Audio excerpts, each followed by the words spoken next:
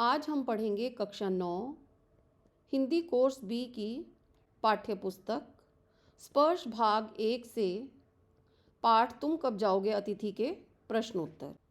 प्रश्न 1, लेखक अतिथि को कैसी विदाई देना चाहता था?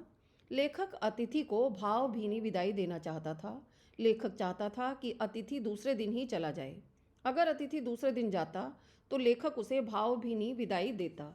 वह अतिथि को स्टेशन तक छोड़ने भी जाता, परंतु जब अतिथि 5वें दिन भी नहीं गया तो लेखक की उम्मीदें धरी की धरी रह गईं। प्रश्न 2, पाठ में आए निम्नलिखित कथनों की व्याख्या कीजिए। पहला कथन है, अंदर ही अंदर कहीं मेरा बटुआ काँप गया।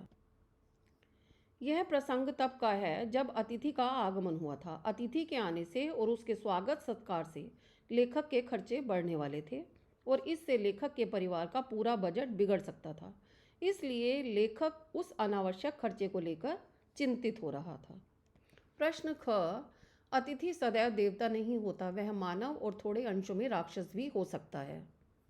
भारतीय संस्कृति के अनुसार अतिथि देवो भव का अर्थ है कि अतिथि देवता के समान होता है, लेकिन जब 4 दिन रुकने के बाद भी अतिथि नहीं गया तो लेखक के मन में अतिथि देवो भव का भाव गायब हो गया। उसे समझ में आ गया कि अतिथि हमेशा देवता नहीं होता। ज़्यादा दिन रहने के कारण उसमें राक्षस भी दिखाई देने लगता है। इसी राक्षसी प्रवृत्ति के कारण अतिथि लंबे समय तक टिक जाता है और अलग अलग तरीकों से मेज़बान को दुखी करता रहता है। प्रश्न ग, लोग दूसरे के होम की स्वीटनेस को काटने ना दौड़ें। खुशहाल घर को स्वीट होम कहा जाता है। अतिथि को लेखक के घर रहना बहुत अच्छा लग रहा था। दूसरे के घर ठहरने पर एक व्यक्ति अपनी सारी परेशानियों को भूलकर आतिथ्य का आनंद लेता है, लेकिन यह व्यवहारिक नहीं है क्योंकि इससे मेज़बान के सुखी जीवन में खलल पड़ने लगता है। इसलिए लेखक का मानना है कि अपने घर की मधुरता का आनंद लेना चाहिए, लेकिन किसी दूसरे के घर की सुख शांति में खलल नहीं डालना चाहिए। प्रश्न घ, मेरी सहनशीलता की वह अंतिम सुबह होगी। अतिथि लेखक के घर 4 दिन से रह रहा था और लेखक की दैनिक दिनचर्या में बाधा बना हुआ था। जाने का नाम ही नहीं ले रहा था। लेखक को उम्मीद थी कि अतिथि 5वें दिन अपने घर वापस चला जाएगा। लेखक सोच रहा था कि अगर 5वें दिन भी अतिथि नहीं गया तो उसकी सहनशीलता समाप्त हो जाएगी और उसके बाद लेखक को मजबूरन अतिथि से जाने के लिए कहना पड़ेगा। प्रश्न ड, एक देवता और एक मनुष्य अधिक देर साथ नहीं रहते। भारतीय संस्कृति में अतिथि को देवता माना जाता है और एक देवता तथा एक मनुष्य अधिक दिनों तक साथ नहीं रह सकते। अतिथि जिसे देवता माना जाता है वह लेखक के घर 4 दिन से रह रहा था। लेखक की दैनिक दिनचर्या में बाधा बना हुआ था और जाने का नाम ही नहीं ले रहा था। भगवान भी दर्शन देने के फौरन बाद चले जाते हैं, इसलिए लेखक चाहता था कि अतिथि रूपी देवता को भी अधिक दिनों तक नहीं रुकना चाहिए। निम्नलिखित प्रश्नों के उत्तर 50 से 60 शब्दों में लिखिए। प्रश्न 1, कौन सा आघात अप्रत्याशित था और उसका लेखक पर क्या प्रभाव पड़ा? तीसरे दिन सुबह जब अतिथि ने कपड़े धुलवाने की बात की तो उसने यह संकेत दिया कि वह इतनी आसानी से जाने वाला नहीं। यह आघात लेखक के लिए अप्रत्याशित था। यह चोट अत्यंत मार्मिक थी। उस समय लेखक की समझ में आया कि अतिथि सदैव देवता नहीं होता बल्कि एक इंसान होता है और यदि वह अपने अतिथि होने की गरिमा भुला दे तो वह राक्षस के समान लगने लगता है। प्रश्न 2, संबंधों का संक्रमण के दौर से गुजरना।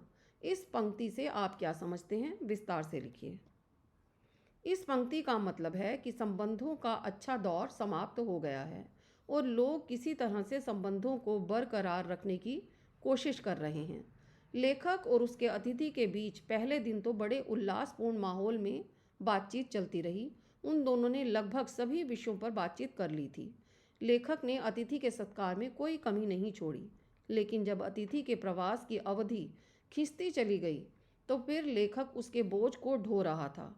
अब स्थिति ये हो गई थी कि मेज़बान बस इस इंतज़ार में था कि अतिथि किसी तरह से उसका पीछा छोड़ दे।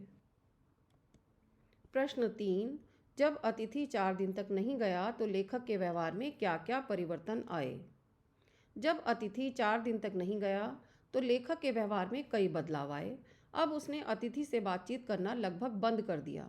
लेखक की मुस्कुराहट धीरे धीरे फीकी पड़ने लगी। उन दोनों के बीच ठहाकों का दौर समाप्त हो गया। शब्दों का लेन देन कम हो गया। सौहार्द्यता ने बोरियत का रूप धारण कर लिया। भावनाएं गालियों का रूप ग्रहण करने लगीं और बातचीत बंद हो गई। अब भाषा अध्ययन के कुछ प्रश्न करते हैं। प्रश्न 1, निम्नलिखित शब्दों के दो दो पर्याय लिखिए। पहला शब्द है चांद, दूसरा जिक्र, तीसरा आघात, चौथा ऊष्मा, पांचवा अंतरंग।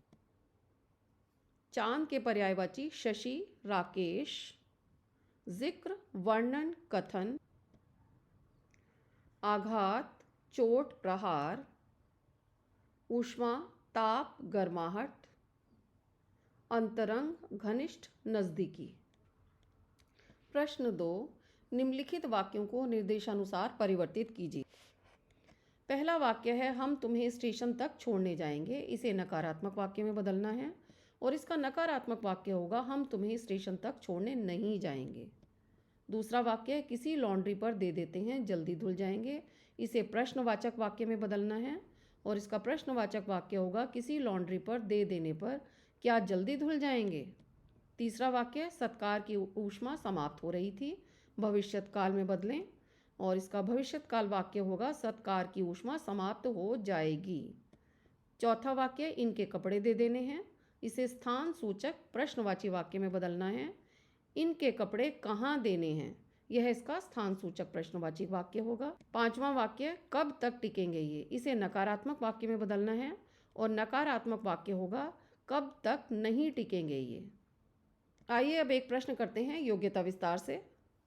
अतिथि देवो भव उक्ति की व्याख्या करें तथा आधुनिक युग के संदर्भ में इसका आकलन करें। भारतीय संस्कृति में अतिथि को देवता का दर्जा दिया गया है। उसे देवता के समान मानकर उसका आदर सत्कार किया जाता है। लेकिन आज के आधुनिक युग में किसी के पास इतना समय और पैसा नहीं है कि ज़्यादा दिनों तक अतिथि का आदर सत्कार कर पाए। किसी के पास अपने परिवार के लिए समय नहीं रह गया है तो अतिथि के लिए समय कैसे निकालें। इसके अलावा महंगाई के इस युग में जब अपनी ज़रूरतें पूरी करना कठिन हो रहा हो तो अतिथि का सत्कार जेब काटने लगता है। ऐसे में मनुष्य को अतिथि से दूर ही रहने में अपना हित नज़र आता है। मेरी ये वीडियो पसंद आए तो इसे लाइक करें, शेयर करें और मधुकलश चैनल को सब्सक्राइब करना ना भूलें।